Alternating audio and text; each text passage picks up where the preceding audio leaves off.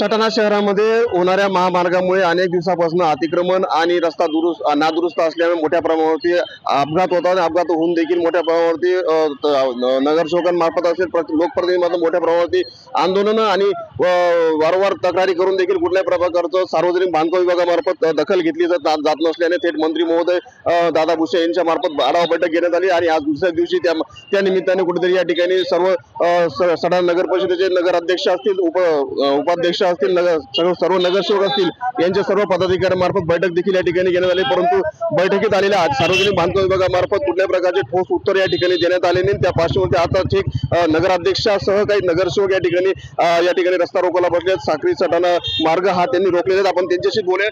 Madam, नेमकं काय कारण आहे तुम्ही अचानक रस्त्यावर बसला?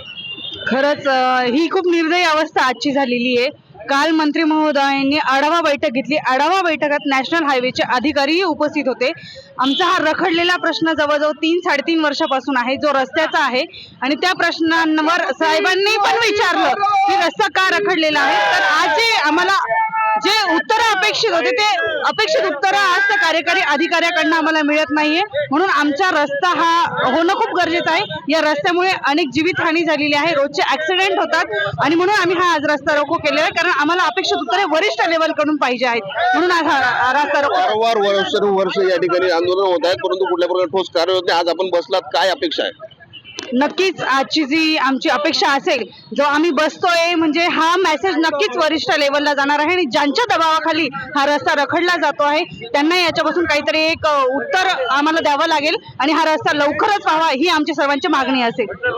या ठिकाणी सर्व नगरसेवक असतील, नगराध्यक्ष असतील, या ठिकाणी यांनी आता थेट साक्री सटाणा महामार्ग, सुरत महामार्ग या ठिकाणी रोखलाय आणि थेट नगराध्यक्षांसह सटाणा नगर परिषदेत सर्व नगरसेवक या ठिकाणी बसल्याने मोठा या ठिकाणी आक्रमक पवित्र या ठिकाणी नगरसेवक दिसून येत आहे। मनोज शाह, DN मराठी, सटाणा।